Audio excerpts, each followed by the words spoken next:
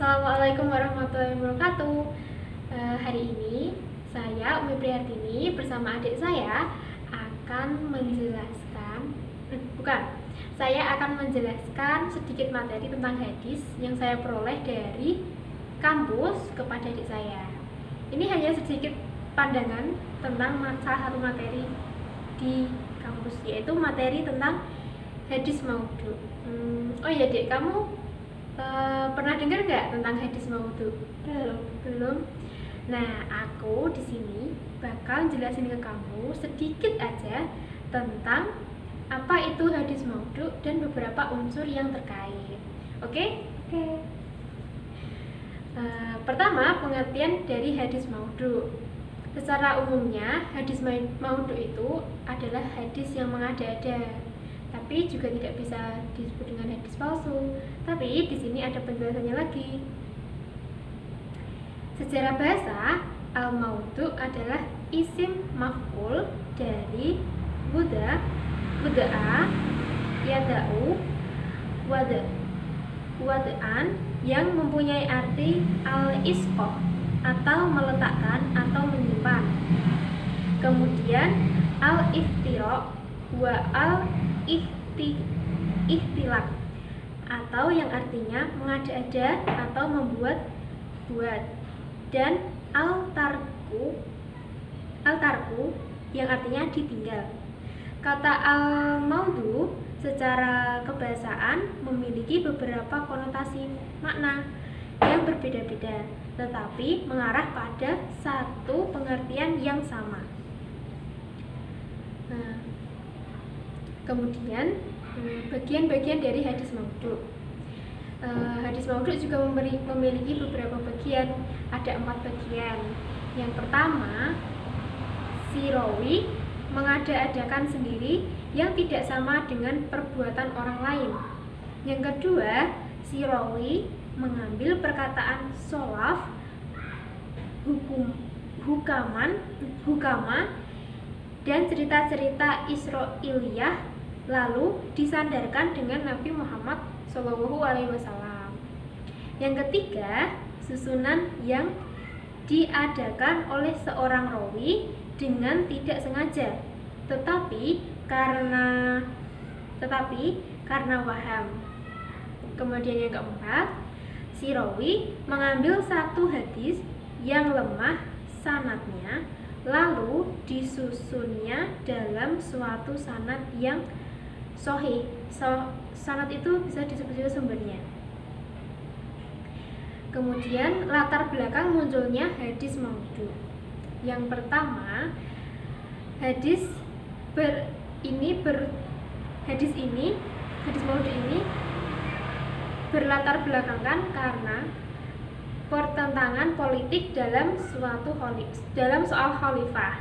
Yang kedua, usaha kaum zindik untuk merusak dan mengerukkan agama Islam.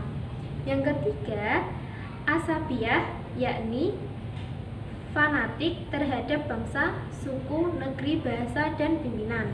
Yang keempat, mempengaruhi kaum awam dan kisah dan nasihat. Yang kelima, perselisihan madzhab dan ilmu kalam. Yang keenam, membangkitkan gairah beribadah tanpa mengerti apa yang dilakukan. Yang ketujuh, menjilat pengusaha.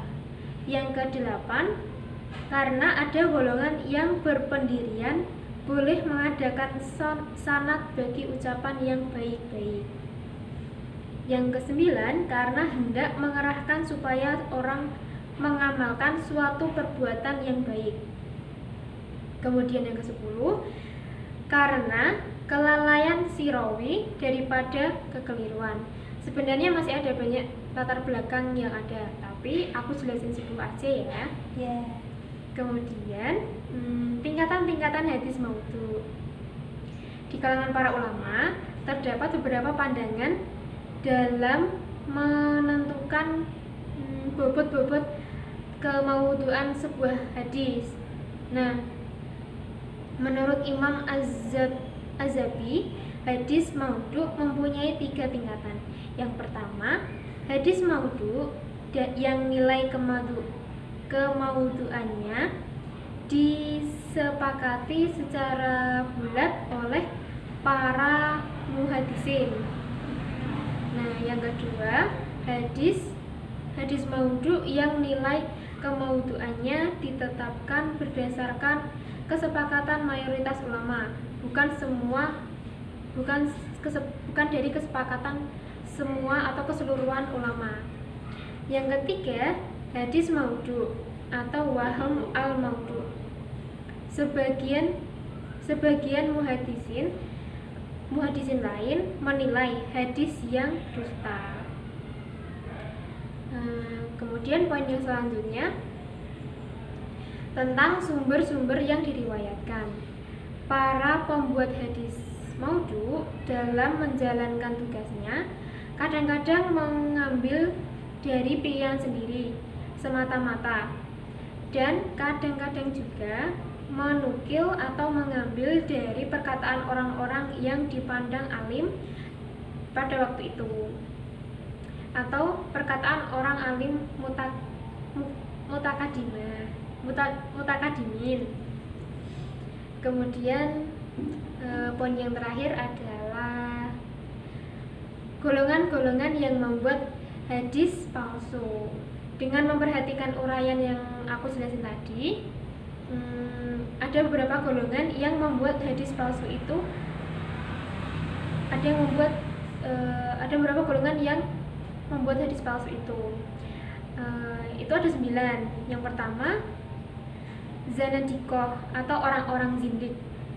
Kemudian yang kedua, penganut bid'ah. Yang ketiga, orang-orang yang dipengaruhi fanatik kepartaian.